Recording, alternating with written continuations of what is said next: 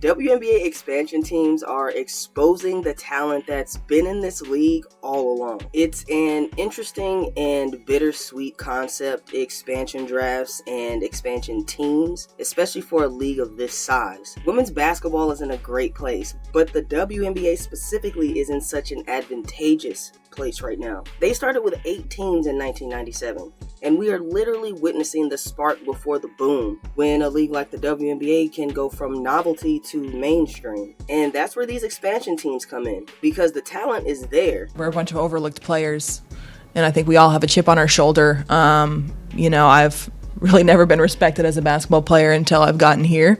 So I'm really thankful for... I respect you, Meg.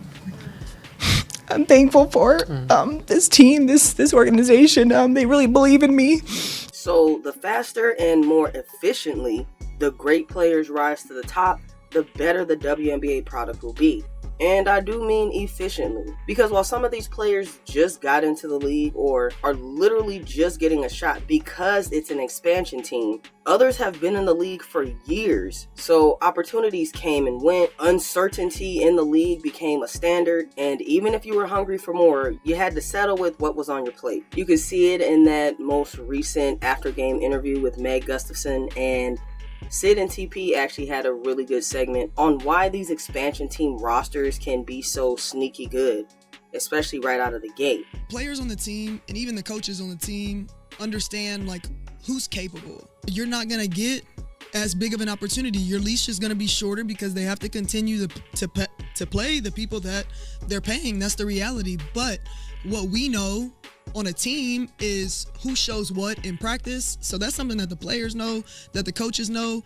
If the opportunity comes, you just got to stay ready. The W has had 3 expansion teams over the last couple of years, and they have a few more set up in their near future. So the Valkyries, the Fire, and the Tempo are not only highlighting how great this will be for fans, but what it'll do for that city and investors. So as much as we'll get to the Valkyries and the Tempo, I did want to start with the Fire and Meg Gustafson, because I actually think she's a perfect example here of what an expansion team could get. And if you could get a roster full of Meg Gustafsons and Pancake, then you've got a sleeper on your hands. Meg specifically has been in the league since 2019. And now, including Portland, she's been on 5 different teams. And on all those teams, she barely started, averaged around 10 minutes. I think one season she had 15, barely averaging 5 points. Again, besides the 15-minute season, she averaged about 8 points. So as a fan and in the media, we're probably overlooking her, not seeing what's going on in practice, not recognizing the morale boost on the bench, but she's barely getting playing time. And at the end of the day, that's what everybody's there for. And the reason I use Meg is because a very interesting part of that Sid and TP segment was that background information of what players are doing to stay ready. If they get an opportunity to get on the floor, they want to take advantage, because you would hope it would turn into regular minutes, rotation minutes, and not just minutes on the fringe. So a player like that is working their butt off in practice, showing out for the coaches, and in Meg's case, defending and getting better around somebody like Asia Wilson. So when you add that to your repertoire, we might not notice it, but her peers do, her coaches do, and any good scout worth their mustard in an expansion draft definitely does. So again, someone like Meg, who is a professional in her position, experienced in the league, waiting for a breakout opportunity, works hard on her own, shows out in practice against the best player on your team, and is going to be grateful for the opportunity. That's the perfect player for an expansion team. And yes, it would be great to get all 12, but just imagine your starting 5, your point guard through your center. All 5 players come from a team where they've been overlooked, but specifically in practice, going up against the starter in their position and fighting for minutes. That's a scary team. And I think that's what we got with the Golden State Valkyries, the first new wave for this expansion draft era. Now, their shining star is definitely Veronica Burton. Again, a great example. She's been in the league a few years. In practice, she's going up against some of the best guards in the league, coming from multiple teams and wanting to earn real minutes, stop being on the fringes. And yeah, she was getting minutes, but she went from starting 1 game a season to all 44. Pretty much doubled every stat she had. Earning her most improved player, but seriously, how could you not? At this point, that most improved player award should be a goal for almost every starter on an expansion roster. But for the Valkyries, my favorite example is actually Kyla Charles. She's been in the league since 2020, and including the Valkyries now, she's been on 5 teams. She came in on the tail end of the 2025 season when the Valkyries were just racking up injuries, but she obviously made an impression on the franchise and Natalie Nakase. Not only did she end that 2025 season with trusted rotation minutes, she was one of the few the Valkyries immediately brought back in the free agency scramble. And for the most part, Charles has been a solid player. Even when you look at her stats, when she's getting minutes, she's definitely producing, but being on the fringes and always on the bubble, she's definitely bounced around. And as those minutes became less chaotic on the Valkyries, she came in and just took a roster spot, honestly, almost out of nowhere. Because again, as fans, we start to kind of forget they're there, which is really horrible. But this just proves again that they're out there and putting in the work. And then lastly on the Valkyries, I just want to shout out Kayla Thornton because she's been in the league since 2015. Just 4 teams now, including the Valkyries, but she's had some solid backup minutes throughout her career. And this was more like a shared position type deal. She wasn't necessarily on teams where she was going up against the best center or forward in the league. So when she gets to the Valkyries and rotation minutes are aplenty, she basically just got more of a green light to score. And I think that's a great motivating factor because obviously her points have increased, but it's also just increased those smaller activities on defense. So while all her stats are up, it's not really by a lot. She's just a lot more active.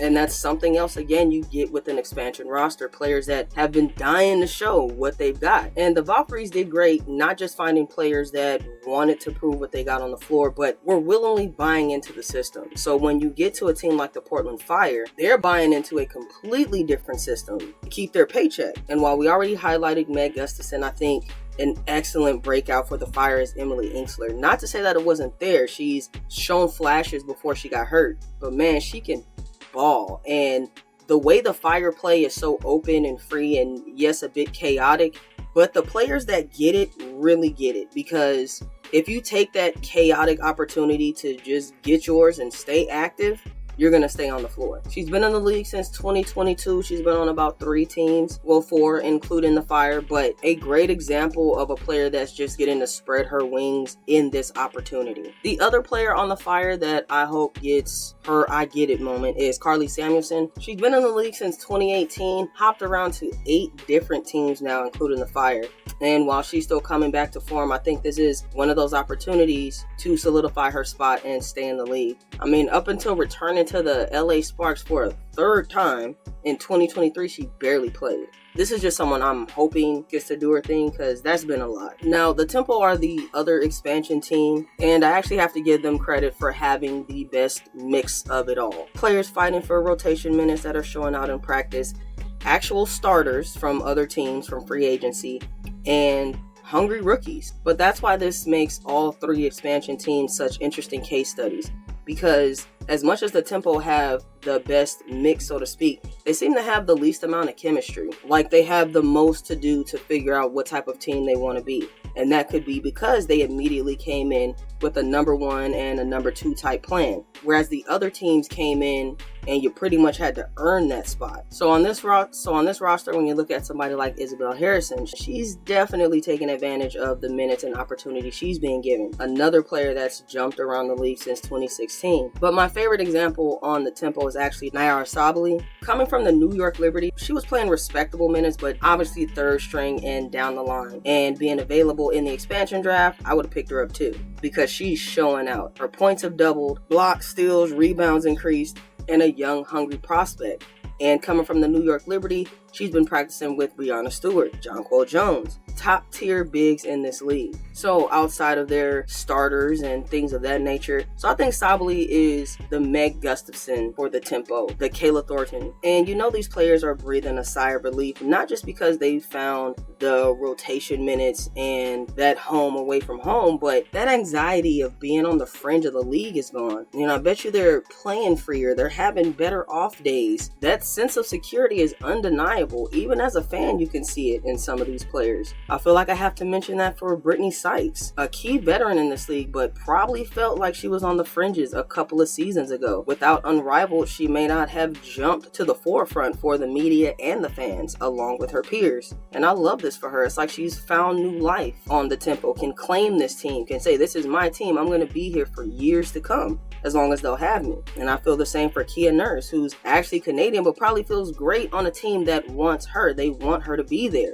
So that sense of security being on an expansion team adds to that emotion you see by Meg Gustafson and even a Kate Martin, who was cut by the Valkyries. That's real emotion. She loved that team. She loved being there, being a part of something so brand new, and probably felt deep down she wasn't going anywhere. Same with Shook Sutton, which honestly surprised so many. But just like KB on the Aces, we have no idea what's going on in practice.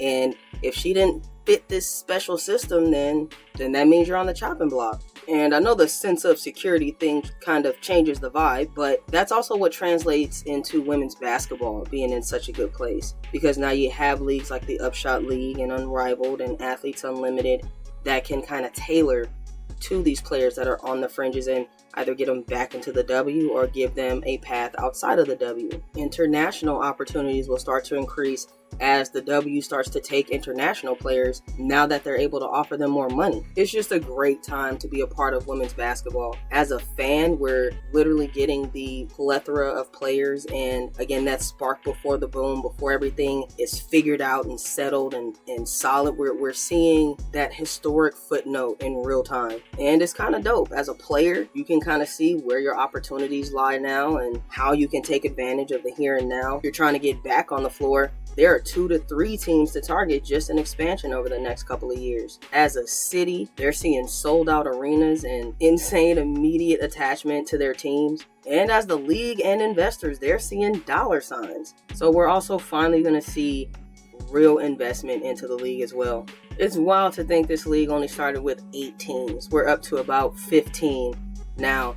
And I can't even wrap my head around the WNBA having 30 to 32 teams. Don't forget to like and subscribe, players.